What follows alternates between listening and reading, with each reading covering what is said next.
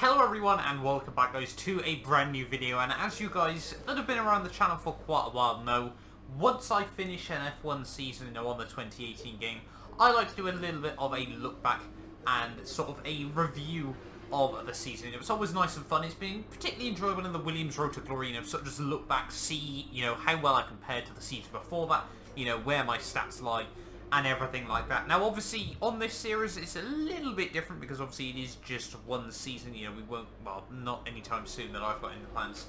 There won't be a season 2 or anything like that. We've done everything we wanted to with this series, but obviously hopefully down the line we might return to it, but I've certainly got a lot of different ideas prior to that I want to be doing. But yeah, this is a little bit of a look back at the Charles Leclerc career mode. Obviously 21 races, all standard stuff like that. 23 episodes overall, obviously with episode 0 sort of announcing it, and obviously this one finishing off at the other end. And as you can see, if you guys have missed out on the final episode, obviously go check that out first. There's quite clearly spoilers on the screen, you should check that out anyway. But yeah, we're moving on then into this, obviously. One Drivers' World Championship, obviously we wrapped that up in Abu Dhabi. One Constructors' Championship, which obviously we wrapped up all the way back in Japan, if I'm not mistaken. 364 total points, 8 wins, 3 poles, and 16 podium finishes. I can't honestly remember where I got those 3 poles. I'm going to be completely honest with you. I didn't think I got any this season. But yeah, supposedly, well, clearly we've got 3 in the end. 16 podium finishes at the end of the day. They're an average finish of 3rd, an average grid of 5th. Qualifying has not been my strong point in this series, that is safe to say. 11 fastest laps, 324 laps driven, 1,086 miles, and obviously only the one team joined on the whole there. So interesting, obviously, the fact that our average grid was a lot lower than our averaging finishing position. Obviously 15 points average finishing.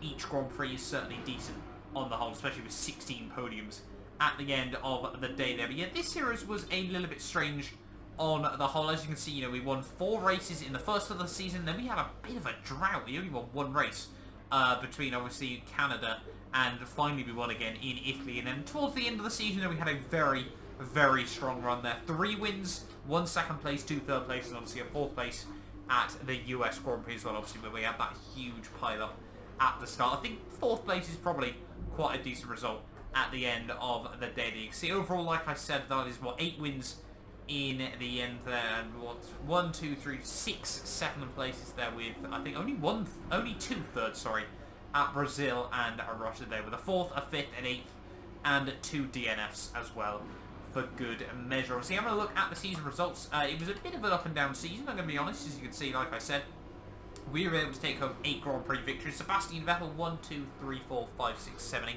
9 victories for my teammate there. Pierre Gasly would get 1 at the Hungarian Grand Prix. Hamilton, I thought it would be his very first season in Formula 1 where he'd go winless over the course of a whole year, but he would obviously get 1 in Brazil and almost actually go back to back and get another one in Abu Dhabi. But obviously we put pay to that at the end of the day there. Bottas would actually claim 2 race victories quite early on in the season. Azerbaijan, obviously, in what was a hectic race, and then Britain as well, which is obviously a bit of a fallout between myself and Sebastian Vettel. I would gift Bottas a race victory all the way back at the British Grand Prix as well. The Verstappen had a torrid season there, only 133 points there, pretty much half of his teammate Pierre Gasly there, who, well, look at that, really, really consistent. 3 third places in the opening few rounds there, 2nd place at Baku.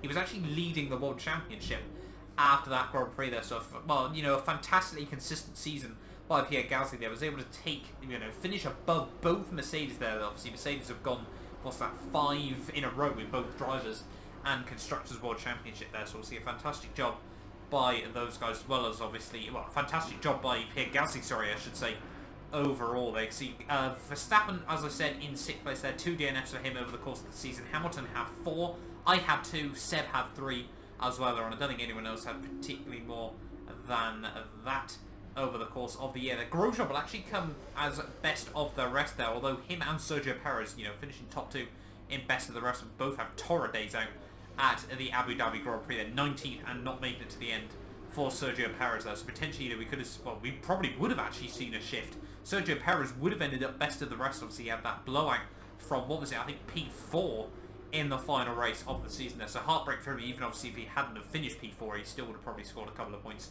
from that race. Hulkenberg, as you can see, they're down in P9 overall, and then obviously Magnussen running at the top 10 there, just 2 points behind him. Obviously those two would swap places in the final round of the season. Now Carlos Sainz would have a decent season, you know, 11th place overall, 53 points at the end of the day. There were Lance Stroll in P12. Now Raikkonen, obviously a very, very mixed season overall, but he would take that one podium in the Abu Dhabi Grand Prix. That's a fantastic job by him there. Obviously Sergio Perez, I think, would be the only other driver to get a podium in the season. Yes, he would. He'd obviously get 2 third places there. Azerbaijan, like I said, a crazy race. And then obviously Belgium as well, where obviously we had a bit of a Ferrari civil war.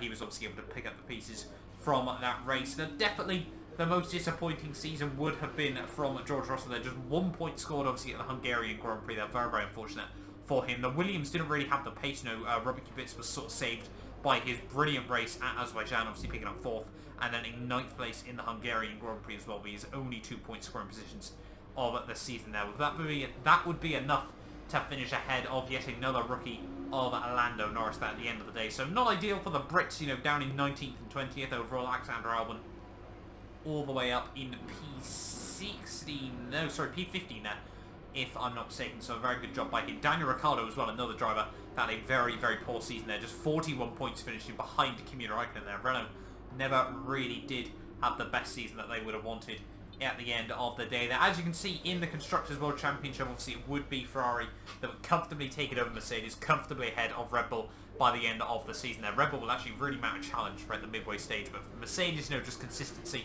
towards the end would be able to pull out a safe margin in the final couple of rounds. The Haas in P4, a fantastic season by the American team. They're ahead of Racing Point Force India in P5. Now Renault down in P6, not the best season for those guys, but you know, still over 100 points there. It's not too bad going by them. With McLaren down in P7 there, a little bit of a recovery season from those guys, but only 59 points at the end of the day. They're not the season they probably would have wanted, just 2 clear of Sauber. Toro Rosso having a bit of a poor season down in P9, and once again Williams in the doldrums there, all the way down on just 15 points, which is still, you know, okay at the end of the season. You know, for every team to have scored double digits is certainly something that we don't often expect. I'm pretty certain pretty much every team would score double digits after Azerbaijan, obviously because we had such a crazy race for Robert Kubica there in that Grand Prix. Yeah, this season was really, really enjoyable on the whole. I hope you guys have enjoyed it as well. You know, the support, you know, through most of it was really, really phenomenal. Obviously, it took a little bit of a nosedive towards the end, sadly. Obviously, I took a bit of a break, and you know, it was understandable at the end of the day that was going to happen. But I still really, really enjoyed this season. These 25% races, you know, with a couple of the bugs on F1 2018, you know, the timing glitches and everything like that, these 25% races have really, really, you know, been very, very enjoyable to hop onto. You know, some of the 50% ones have felt like a bit of a chore towards the end, but the 25s have felt really, really good fun at the end of the day there. And ultimately, we set out to do, you know, win Charles Leclerc a World Championship with Ferrari, and that was what we were able to do at the end of Season 1. I've got plenty of ideas for other series that hopefully will be coming to the channel over the coming weeks and months there, but that has been it from me for this one. Thank you all so much for watching. Obviously, if you made it to the end completely of this series, and I will hopefully see you guys next time for a brand new video.